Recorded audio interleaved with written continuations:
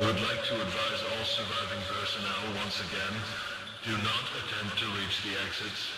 Either find a safe area or go into one of the many evacuation shelters inside the facility.